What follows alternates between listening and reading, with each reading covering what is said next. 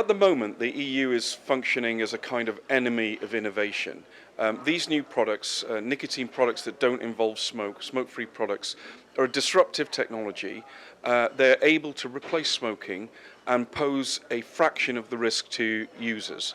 Now, the EU has a terrible track record on this. It actually bans snus, which is the reason why Sweden has the lowest smoking rate in the entire world. It has imposed arbitrary and frankly pointless regulations on e-cigarettes, which achieve nothing except just harass users. And in general, it has tended to stress minor threats over enormous opportunities. And that needs to change when we get to the next directive. They need to start embracing innovation and disruption, recognizing that these products will be what finishes off the cigarette business.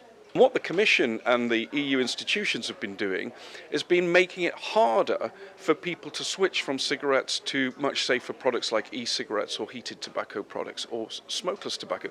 You would want to have a framework that doesn't get in the way of innovation. So, for example, the EU imposes a limit on the strength of nicotine in these products. That actually holds back innovation and makes the products less attractive. That sort of thing should just not be done. They should be encouraging people to switch, not getting in the way.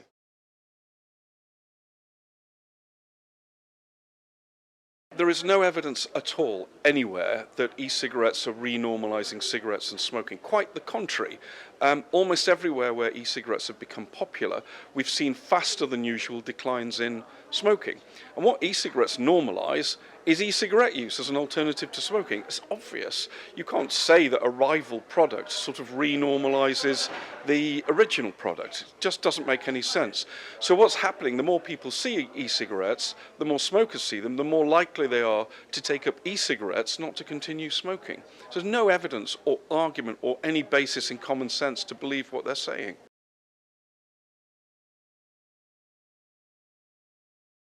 Well, it's true that we don't have a time machine and we can't go forward 50 years to find out what will happen in 50 years' time. That's obvious.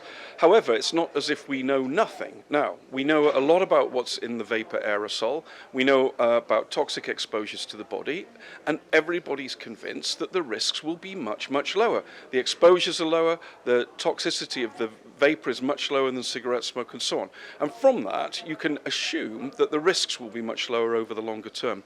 The problem with applying the precautionary principle in this situation is that we already have thousands of Europeans smoking. Okay, so we're coming into a situation where we have the worst of all possible worlds is the baseline. And the danger is you over-regulate e-cigarettes on a precautionary basis, you make it harder for people to switch, you make it less attractive for people to switch, so they carry on smoking. And what you've done on a precautionary basis turns out to cause more harm. So that's the problem. It doesn't work in this situation. In the European Union, there's some bad laws. There's a ban on the use of snus, except in Sweden, and that's ridiculous because we know a lot about the safety of snus. There are quite restrictive regulations around e-cigarettes, including bans on advertising. Sure, we don't know a lot about the long-term effects of these products, but we know enough about them now to know that they are much safer than smoking. The big thing is to get people away from combustible products. Anything where there's no burning is going to be safer.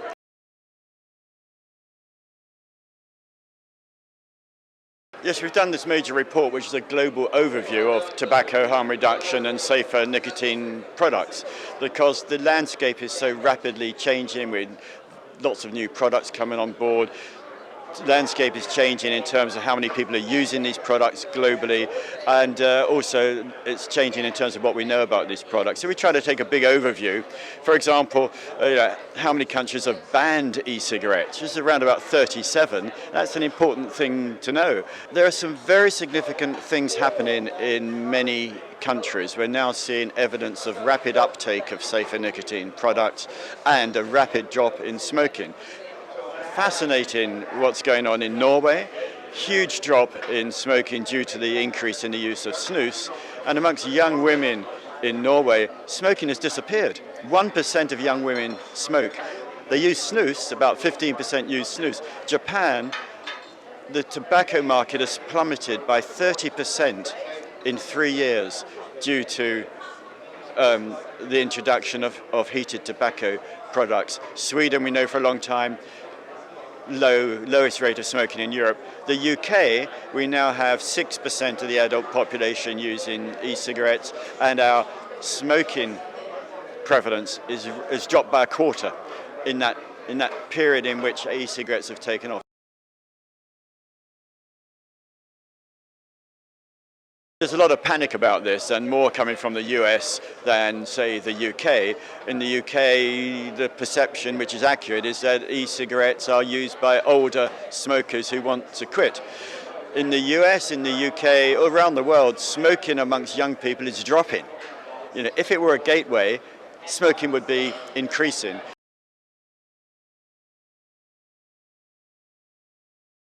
I think actually there's more agreement than people actually give researchers and public health officials credit for. I mean, there is general agreement that smoking is the very worst thing that you can do for your health, and that taking nicotine in an alternative form, including in the form of vaping, is much less harmful than smoking. There's general agreement there.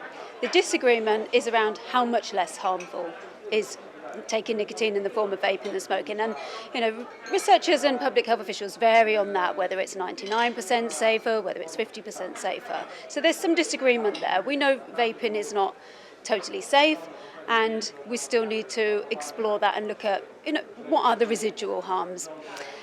The other area, I think, where there is disagreement is looking at whether new nicotine products, vaping products, are going to attract a whole load of new users, young people who might not have otherwise smoked. So, and I think that's causing some disagreement across the continent, because some tend to focus much more on possible uptake, transitions into smoking, whereas others focus much more on use of tobacco products as a route out of smoking, as a cessation.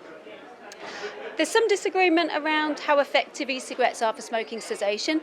I think over the years the evidence is building to suggest that e-cigarettes are effective to help people quit smoking. And over time we see more agreement in that area, although there is still some disagreement about how effective vaping products are for smoking cessation.